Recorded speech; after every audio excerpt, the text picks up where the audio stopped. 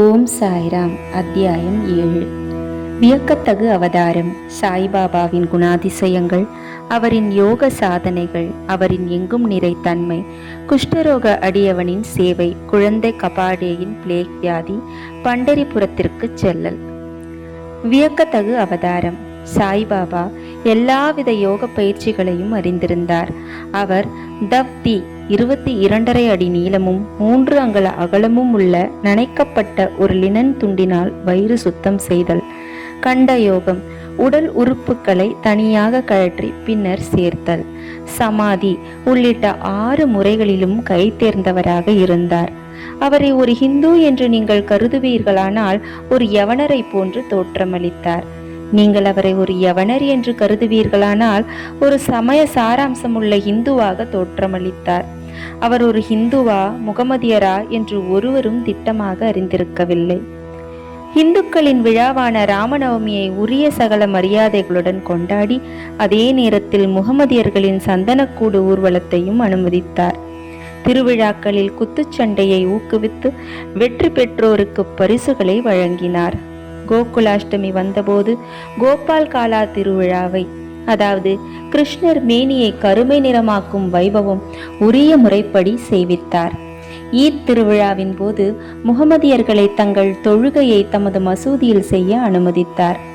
ஒரு முறை மொஹரம் திருவிழாவின் போது சில முகமதியர்கள் மசூதியில் ஒரு தாசியா அல்லது தாபூத், அதாவது முஸ்லிம் ஞானியரின் பாடை உருவகம் செய்யவும் அதை சில நாட்கள் மசூதியில் வைத்திருந்து கிராமத்தின் வழியாக ஊர்வலமாக எடுத்து சென்று புதைக்கவும் தீர்மானித்தார். 4 நாட்களுக்கு தாபூத்தை மசூதியில் வைக்க சாய்பாபா சம்மதித்தார். 5வது நாள் சிறிதளவும் தமது செயலுக்காக வருந்தும் தன்மையே இன்றி மசூதியில் இருந்து அதை அப்புறப்படுத்தினார். நீங்கள் அவரை ஒரு முகமதியர் என்று கூறுவீர்களானால் காது குத்தப்பட்டிருந்தார். நீங்கள் அவரை ஹிந்து என்று கருதுவீர்களானால் அவர் சுன்னத் கல்யாணம் செய்கின்ற வழக்கத்தை ஆதரித்தார். ஆனால் பாபாவை நெருங்கிய நானா சாஹிப் சாந்தோர்கர் கருத்துப்படி பாபாவுக்கே சுன்னத் செய்யப்படவில்லை. பிவி தேவ் எழுதிய பாபா ஹிந்து கி யவன் என்ற கட்டுரையை சாய்லீலா சஞ்சய்கையில் பக்கம் 562 பார்க்க. நீங்கள் அவரை ஹிந்து என்று அழைத்தால் எப்போதும் மசூதியில் வாழ்ந்தார். முகமதியர் என்றால் துனி என்னும் அகண்ட நெருப்பை அவர் எப்போதும் மசூதியில் வைத்திருந்தார். மற்றும் முகமதிய மதத்திற்கு விரோதமான பின்வரும் 3 பழக்கங்களையும் கொண்டிருந்தார். அதாவது திருக்கையில் அரைப்பது, சங்கு ஊதுவது, மணியடிப்பது, தீயில் ஆகுதி செய்தல், பஜனை, தண்ணீரால் சாய்பாபாவின் பாதத்தை அர்க்கிய வழிபாடு செய்தல் முதலியன எப்போதும் அங்கு அனுமதிக்கப்பட்டன. நீங்கள் அவரை முகமதியர் என்று நினைத்தால் பிராமண சிரேஷ்டர்களும் அக்னிஹோத்ரிகளும் தங்கள் வைதீக சம்பிரதாயத்தை விட்டுவிட்டு அவர் பாதங்களில் சாஷ்டாங்கமாக வீழ்ந்து பணிந்தனர். அவரது தேசம் முதலியவற்றை பற்றி விசாரிக்க போனவர்கள் அவரது தரிசனத்தால் கவரப்பட்டு திகைத்து வாயடைத்து ஊமையானார்கள். பாபாவின் நெருங்கிய பக்தரும் அவருடன் எப்போதும் மசூதியிலும் சாவடியிலும் படுத்துறங்கியவருமான மஹல்சாபதி பாபா தம்மிடம் ஒரு முறை தாம் பாத்ரியை சேர்ந்த பிராமணன் என்றும் பிறந்த போதே முஸ்லிம் ஃபக்கீர் ஒருவரிடம் வளர்க்க ஒப்படைக்கப்பட்டதாகவும் சொல்லியிருக்கிறார். இந்த உரையாடல் நிகழ்ந்த சமயம் பாத்ரியை சேர்ந்த சிலர் வந்ததையும் அவர்களிடம் அங்கு வசிப்பவர்களை பற்றி பாபா விசாரித்ததையும் தெரிவித்திருக்கிறார். எனவே அவர் ஓர் முகமதியரா ஹிந்துவா என்பது ஒருவராலும் நிச்சயமாக தீர்க்க இயலாததாய் இருந்தது. இது அதிசயமல்ல. அகங்காரத்தையும் உடல் உணர்வையும் ஒழிப்பதன் மூலம் பரமாத்மாவிடம் தன்னை முழுவதும் அர்ப்பணித்து சரணாகதி அடைந்து அவருடன் ஒன்றி விடுபவனுக்கு ஜாதி தேசம் என்னும் கேள்விகள் குறித்து கருத்திற்கொள்வதற்கு ஏதுமில்லை. சாய்பாபாவை போன்ற அத்தகைய ஒருவர் ஜாதிகளுக்குள்ளேயும் ஜந்துகளுக்குள்ளேயும் எவ்வித வேறுபாட்டையும் காணவில்லை. பக்ரிகளுடன் மாமிசமும் மீனும் அவர் உண்டார். நாய்கள் அவைகளின் வாயால் அவ்வுணவை தீண்டிய போது அவர் அருவருப்பை காட்டவில்லை. சாய்பாபா அத்தகைய தனிச்சிறப்பு வாய்ந்த வியக்கத்தகு அவதாரமாவார். முன்னர் செய்த நல்வினைகளின் காரணமாகவே நான் அவர் பாதத்தடியில் உட்காருவதற்கும் அவருடைய ஆசிர்வதிக்கப்பட்ட நட்பை மகிழ்ந்து அனுபவிப்பதற்கும் நல்ல அதிர்ஷ்டத்தை பெற்றேன். அதிலிருந்து நான் பெற்ற மகிழ்ச்சியும் ஆனந்தமும் தன்னிகர் இல்லாதவை. உண்மையில் சாய்பாபா பரிபூரண ஆனந்தமும் உணர்வும் ஆவார். அவரின் உயர்வையும் தனித்தன்மை சிறப்பையும் போதுமான அளவிற்கு நான் விளக்க இயலாது. அவரின் பாதார விந்தங்களில் ஆனந்தத்தை நுகர்பவன் அவருடையதே ஆன ஆத்மாவிலேயே ஸ்தாபிக்கப்படுகிறான்.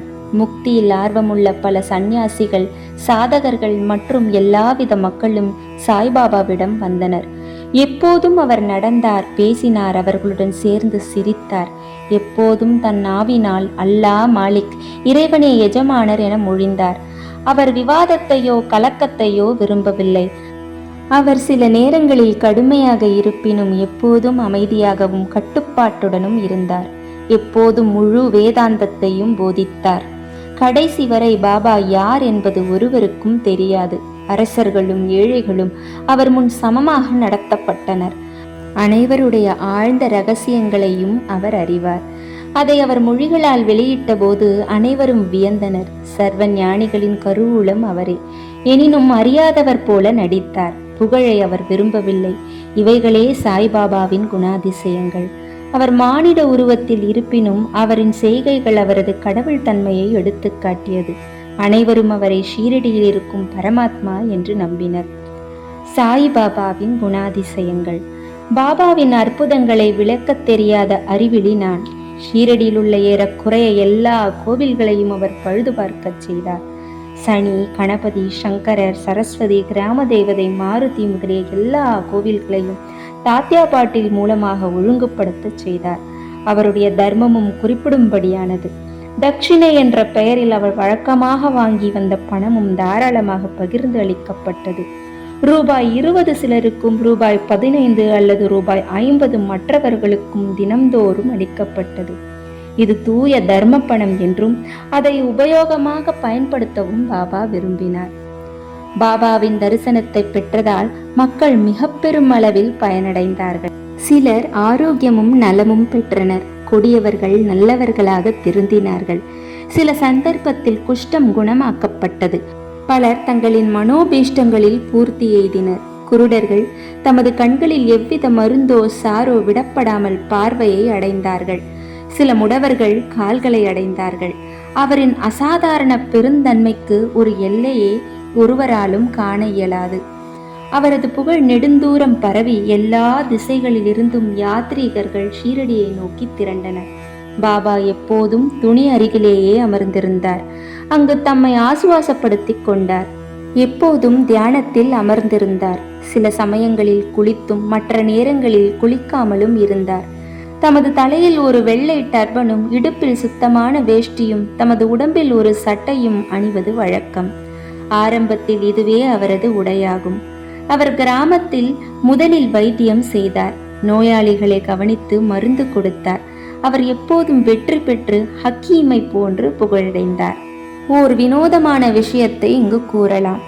ஓர் அடியவரது கண்கள் சிவந்தும் வீங்கியும் இருந்தது. ஷீரடியில் ஒரு வைத்தியரும் கிடைக்கவில்லை. மற்ற அடியவர்கள் அவரை பாபாவிடம் அழைத்துச் சென்றனர். அதை போன்ற வியாதிக்கு மற்ற டாக்டர்கள் களிம்பு, அஞ்சனம், பசும்பால், கற்பூராதி மருந்து முதலியன உபயோகிப்பர். ஆனால் பாபாவின் சிகிச்சையோ முற்றிலும் தனித்தன்மை வாய்ந்தது. சிறிது பிப்பாவை, அதாவது சலவை செய்பவர் குறியிடும் செங்கோட்டைக்காயின் பசை கைகளால் 2 உருண்டை செய்து நோயாளியின் ஒவ்வொரு கண்களிலும் அவ்வுருண்டையை திணித்துவிட்டு துணியால் கண்களை சுற்றி கட்டு போட்டு விட்டார். மறுநாள் கட்டு அவிழ்க்கப்பட்டு தண்ணீரால் சுத்தப்படுத்தப்பட்டது. எரிச்சல் மறைந்து கண்மணி வெண்மையாய் சுத்தமாகிவிட்டது. கண்கள் நுண்ணிய உறுப்பான போதும் செங்கோட்டை பசை அவற்றிற்கு எவ்வித தீங்கையும் அளிக்கவில்லை. இம்மாதிரி பல வியாதிகளை குறிப்பிடலாம். ஆனால் இந்நிகழ்ச்சியே குறிப்பில் உள்ளது. பாபாவின் யோக பயிற்சிகள். பாபா யோகத்தின் எல்லா பயிற்சி முறைகளையும் அறிவார். அவைகளில் 2ஐயே இங்கு குறிப்பிடுவோம். 1. தவ்தி அல்லது சுத்த விருத்தி. ஒவ்வொரு 3வது நாளும் பாபா மசூதியில் இருந்து நெடுந்தொலைவிலுள்ள ஆலமரத்திற்கு அருகில் இருக்கும் கிணற்றுக்கு சென்று தமது வாயை கழுவி குளிப்பார். ஒரு சந்தர்ப்பத்தில் தமது குடல், கும்மி முதலியவற்றை அவர் வாந்தி எடுத்து அவைகளின் உட்புறத்தையும் வெளிப்புறத்தையும் சுத்தம் செய்து பக்கத்தில் உள்ள நாவல் மரத்தில் உலர்வதற்காக வைத்தது கவனிக்கப்பட்டது. இதை பார்த்தவர்கள் ஷீரடியில் உள்ளனர். அவர்கள் இவ்வுண்மையை சோதனை செய்து பார்த்து விட்டனர். 3 அங்குல அகலமும் 22.5 அடி நீளமும் உள்ள நனைக்கப்பட்ட லினன் துணியால் தப்தி செய்யப்படுகிறது. இது தொண்டைக்குள் விழுங்கப்பட்டு ஏறக்குறைய அரை மணி நேரத்திற்கு வயிற்றுக்குள்ளேயே கிரியைகள் நடத்த வைத்திருக்கப்பட்டு பிறகு வெளியே எடுக்கப்படுவதே சாதாரண தப்தியாகும். ஆனால் பாபாவின் தப்தியோ மிகவும் தனிச்சிறப்பானதும் அசாதாரணமானதும் ஆகும். 2. கண்டயோகம். பாபா தமது உடம்பிலிருந்து வெவ்வேறு உறுப்புகளை பீத்தெடுத்து மசூதியில் அவற்றை பல இடங்களிலும் தனியாக வைத்திருந்தார். ஒருமுறை ஒரு பெருந்தகை மசூதிக்கு சென்று பாபாவின் உடல் உறுப்புகள் தனித்தனியாக மசூதியின் பல இடங்களிலும் கிடப்பதை கண்டார்.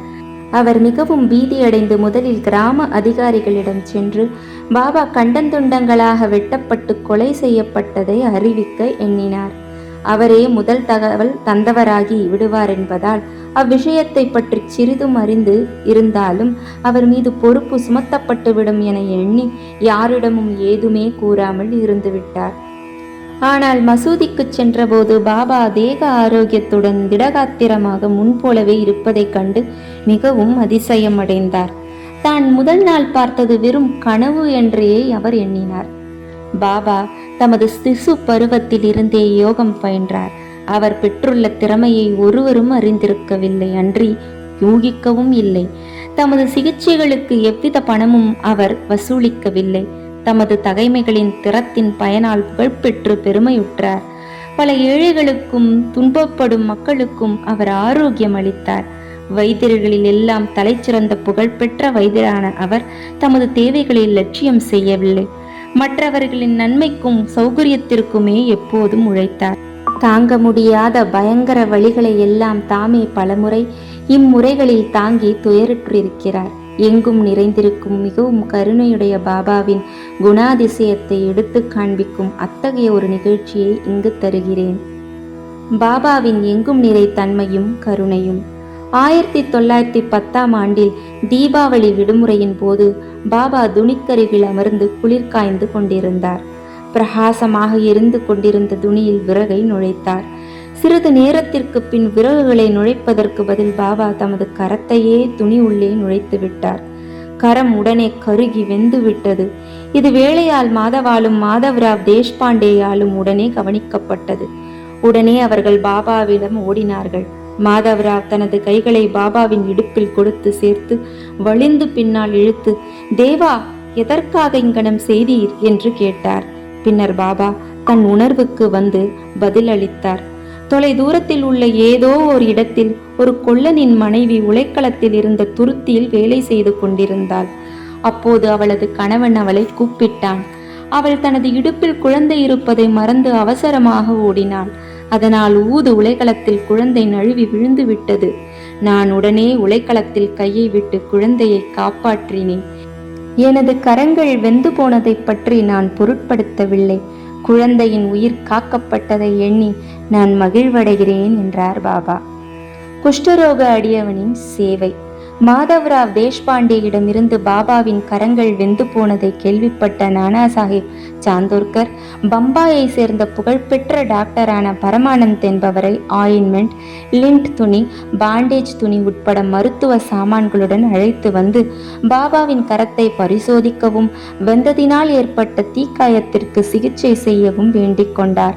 ஆனால் பாபாவினால் இது மறுக்கப்பட்டது. அது முதற்கொண்டு பாகோஜி ஷிண்டே என்ற குஷ்டரோகி அடியவரால் பாபாவுக்கு சிகிச்சை செய்யப்பட்டு வந்தது.